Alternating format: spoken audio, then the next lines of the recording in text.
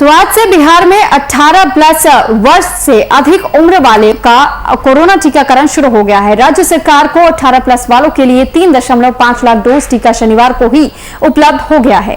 इसके बाद विभाग ने राज्य के सभी प्राथमिक चिकित्सा केंद्रों में टीकाकरण अभियान शुरू करने का फैसला लिया। इसकी जानकारी स्वास्थ्य विभाग ने खुद ट्वीट कर दी।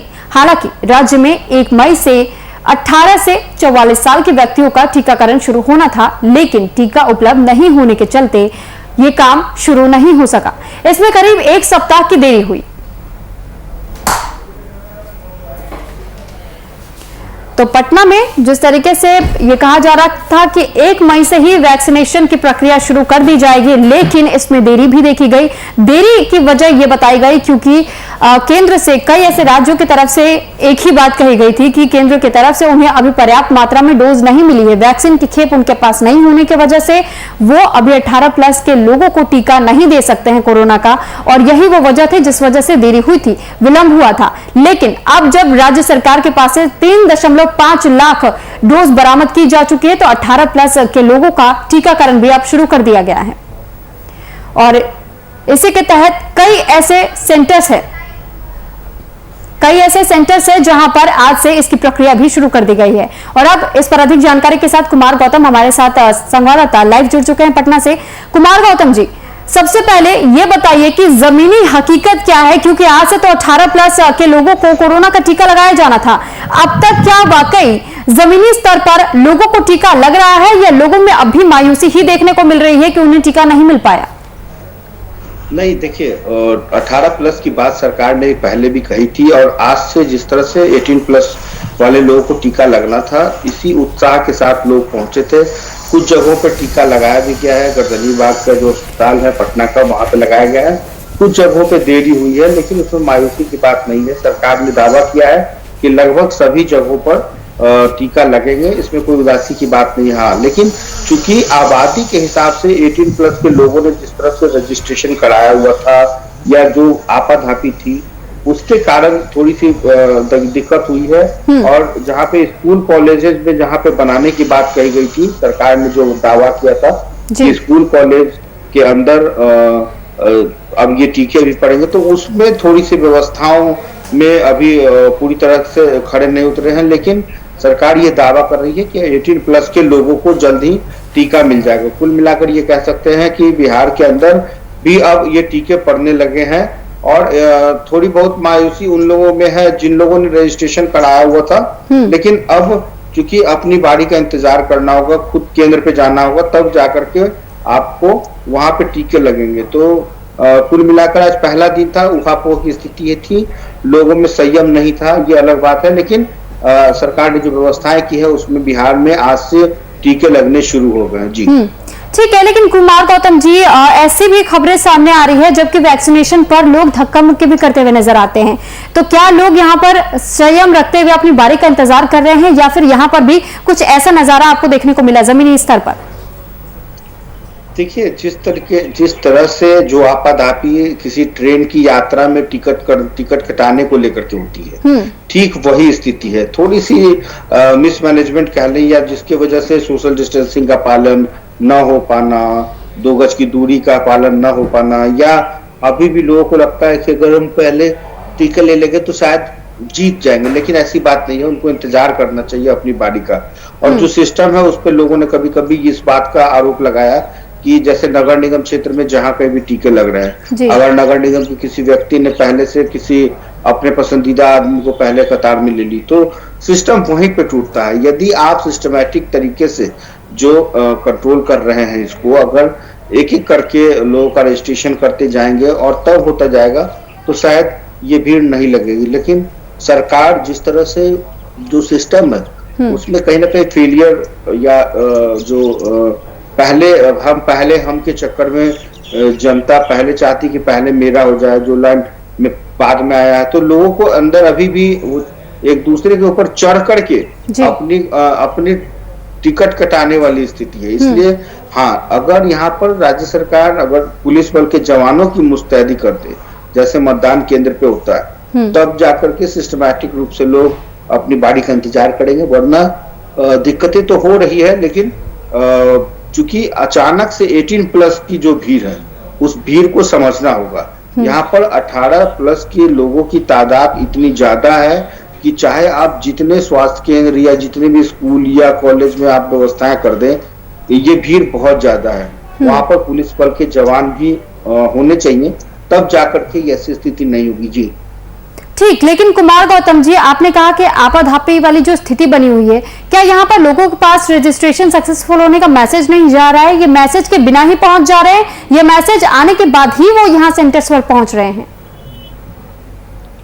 देखिए, मैसेज का जहां तक सवाल है तो पहले की प्रक्रियाओं पे थोड़ी सी पाबंदी है। पहले लोग अमूमन रजिस्ट्रेशन कराते थे तो वहां जाते थे, या जब वहां पे पहुंचे तो उन्होंने आधार कार्ड दिखाया, अपना जो डॉक्यूमेंट्स है उस आधार पे उनका रजिस्ट्रेशन वहां पे होता था। सरकार ने इस बार मना कर दिया। सरकार ने साफ तौर पे कर दिया है कि आपका वहां पे रजिस्ट्रेशन नहीं होगा, आप पहले से रजिस्टर्ड होंगे, आप अपनी जो बारी है उसका इंतजार पहले से कराएंगे, और जिस जगह पे आपने कराया है रजिस्ट्रेशन उसी जगह पर आपको अमुक स्थान पे जाके टीका लेना होगा। ठीक। तो कुल मिलाकर ऐसी स्थिति में जब लोग जाते हैं तो वहां पहले से ही लोग पहुंचे रहते हैं। तो अभी आज पहला दिन है जिसके कारण ये दिक्कतें हो रही है। हालांकि सरकार ने कहा है कि जल्द ही इन चीजों को दुरुस्त कर लिया जाएगा, और जहां कहीं भी टीका केंद्र है वहां पर सबको टीके लगेंगे। सरकार भी चाहती है कि राज्य के तमाम वासियों को, राज्य के तमाम लोगों को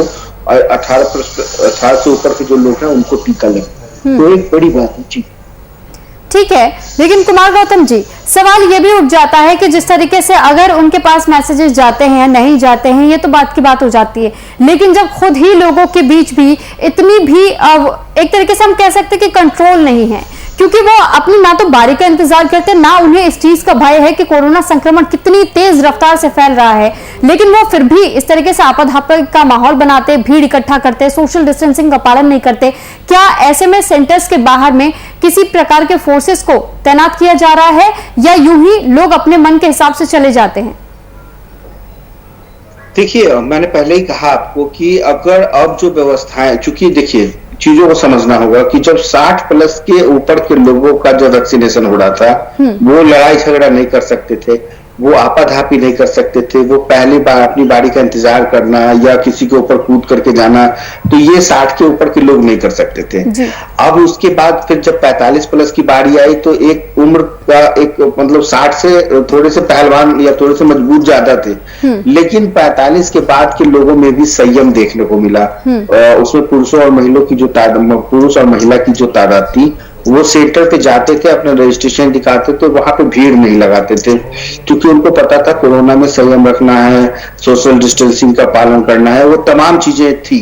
लेकिन जब 18 प्लस की बारी आई तो ये अति उत्साह वाले लोग हैं। 18 प्लस के पास जो जोश होता है, जो उत्साह होता है, वो हर जगह देखने को मिलता है। बात चाहे फिल्म के लिए, कतार के लिए टिकट लेनी हो, रेलवे स्टेशन का यात्रा के लिए टिकट लेनी हो, या फिर किसी वैक्सीनेशन के लिए, तो इनको लग रहा है कि यदि हम थोड़ा सा उत्साह दिखाएंगे या वहां गए किसी ने देरी कर दी तो थोड़ा उसको डांटना डपटना, इनको ये सारी चीजें इस उम्र के लोगों में ज्यादा है। तो वैक्सीन लेने के बाद या वैक्सीन लेने से पहले भी इनको सोचना होगा, समझना होगा कि आपको संयम रखना होगा, अपनी बारी का इंतजार करना होगा, तभी जाकर के आप इन वैक्सीन का इस्तेमाल आप कर सकते हैं। लेकिन आपाधापी में कहीं ना कहीं आप अगर कहीं किसी कोरोना संक्रमण के शिकार हो गए, तब जाकर के आप अपने घर तक उस संक्रमण को लेके जाएंगे। इसलिए ये सारी चीजें बिल्कुल अब बिना फोर्स के या बिना पुलिस के जवान के या स्थानीय थाना क्षेत्र के जिस भी इलाके में हो रहे हैं, कम से कम 2 कांस्टेबल वहां पे देने पड़ेंगे, तब जाकर के कम से कम एक सीरियल रूप में कतारबद्ध तरीके से लेना होगा। क्योंकि यहाँ पे 3 चीजें होती है। पहला एक काउंटर होता है जहां पर जो उस स्वास्थ्य विभाग के या जो इंजेक्शन देते हैं उसके कर्मचारी होते हैं, जो आदमी को उस अमुक व्यक्ति का रजिस्ट्रेशन नोट करते हैं। उनके पास 2 लोग होते हैं। उसके अलावा एक डॉक्टर और एक असिस्टेंट डॉक्टर जो इंजेक्शन लगाते हैं, वो नर्स रहते हैं, या नर्स या डॉक्टर जो भी कह लें, तो उनके साथ एक अटेंडेंट रहते हैं। तीसरा एक रेस्ट रूम होता है। रेस्ट रूम में जहां पर आप इंजेक्शन के बाद आधा घंटा बैठते हैं, तो वहां पर एक डॉक्टर होता है और जो सलाह देता है कि आपको इंजेक्शन लेने के बाद क्या करना है और क्या नहीं करना है। इन दोनों चीजों का ख्याल रखना पड़ता है। इसके अलावा सोशल डिस्टेंसिंग के साथ 20 या 25 कुर्सियां रहती है, लेकिन यदि आज अगर मान लीजिए 20 या 25 कुर्सियां हैं और 100 लोग पहुंच गए, तो बाकी के जो 75 लोग हैं वो एक दूसरे के ऊपर या एक दूसरे के पीछे खड़े होना, तो ये सारी चीजें शुरू के दौर में नहीं देखने को मिली, लेकिन अब ये चीजें देखने को मिल रही। तो कह सकते हैं कि कहीं ना कहीं स्थितियां अभी अनुकूल नहीं है और जो लोग हैं वो थोड़ा सा आपाधापी करते नजर आ रहे हैं, लेकिन संभवतः कि उनको भी ये बातें समझ में आएगी कि जिस तरह से कोरोना गाइडलाइन है, इसी गाइडलाइन के तहत ही आप इंजेक्शन ले तो ज्यादा बेहतर होगा, क्योंकि जल्दबाजी करने से आपको भी खतरा है और आपके समाज के लोगों को भी खतरा है। चलिए ठीक है, बहुत धन्यवाद कुमार गौतम जी तमाम जानकारी हम तक पहुंचाने के लिए।